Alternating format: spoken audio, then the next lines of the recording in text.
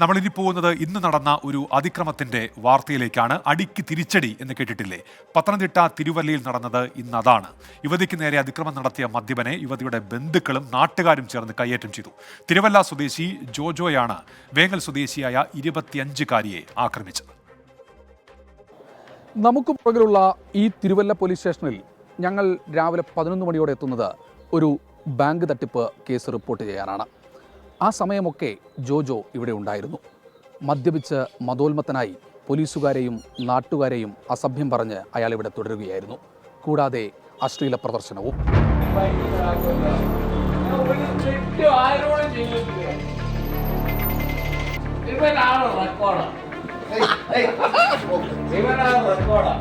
ഗത്യന്തരമില്ലാതെ പോലീസുകാർ ജോജോ ഓടിച്ച bike police സ്റ്റേഷനിൽ തന്നെ തടഞ്ഞു വെച്ചു. പിന്നീട് ജോജോയെ ഇവിടെ നിന്ന് ഓടിച്ചു വിട്ടു.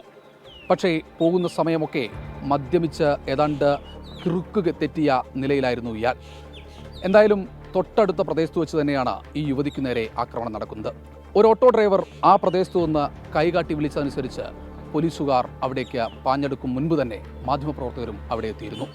അവിടെ കണ്ടത് ഒരു പെൺകുട്ടി നിലത്ത് ഇരിക്കുന്ന കാഴ്ചയാണ്.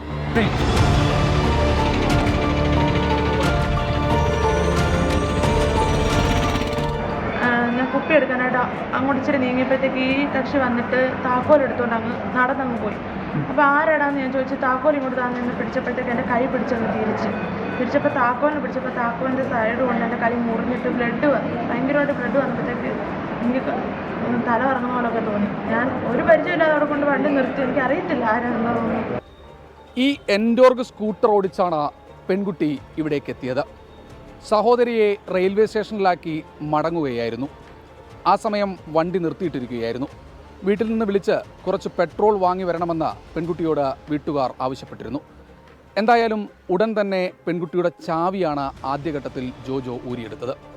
ഇത് ചോദിക്കാനായി ചെന്നപ്പോഴാണ് ആ ചാവി ഉപയോഗിച്ച് ആക്രമണം നടത്തുകയും പിന്നീട് നിലത്തേക്ക് തള്ളിയിടുകയും ചെയ്തത്. എന്തായാലും നിലത്തു വീണ പെൺകുട്ടിയുടെ കൈക്ക് കാര്യമായി പരിക്കേറ്റു. കൂടാതെ താടിയലിനും കാര്യമായ രീതിയിൽ പരിക്കുണ്ട്. എന്തായാലും പെൺകുട്ടിയെ ഉടൻ തന്നെ മാധ്യമപ്രവർത്തകരും സമീപത്തെ ഒരു ഓട്ടോ ഡ്രൈവറും ചേർന്ന് ആശുപത്രിയിലേക്ക് എത്തിച്ചു. കാര്യമായ കുഴപ്പങ്ങളില്ല. പക്ഷേ പിന്നീടായിരുന്നു ബന്ധുക്കൾ ഈ വിഷയത്തിൽ കൃത്യമായി ഇടപെടൽ നടത്തിയത്.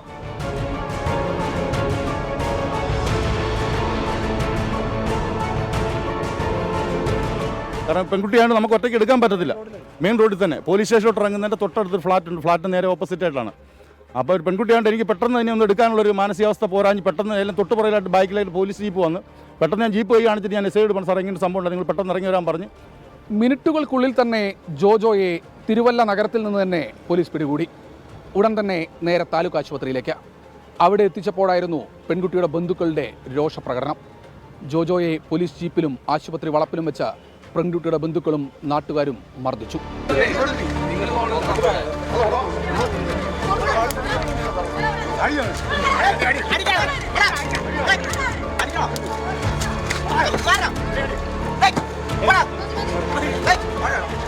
പട്ടാപ്പകൽ, അതും തിരുവല്ല പോലീസ് സ്റ്റേഷന് 200 മീറ്റർ അകലെ ഒരു യുവതിക്കു നേരെ ആക്രമണം നടത്തുന്നു. ജോജോ ഉപയോഗിച്ചത് മദ്യമാണോ അല്ലെങ്കിൽ മറ്റേതെങ്കിലും മയക്കുമരുന്നാണോ എന്ന് പോലീസ് പരിശോധിക്കുന്നുണ്ട്. ഇയാൾക്കെതിരെ സ്ത്രീത്വത്തെ അപമാനിച്ചു എന്നതുൾപ്പെടെ ജാമ്യമില്ലാ വകുപ്പുകൾ ചുമത്തിയിട്ടുണ്ട്. സഞ്ജയ് ഇക്ബാലിനൊപ്പം ശ്രീകുമാരൻ, 24 പത്തനംതിട്ട.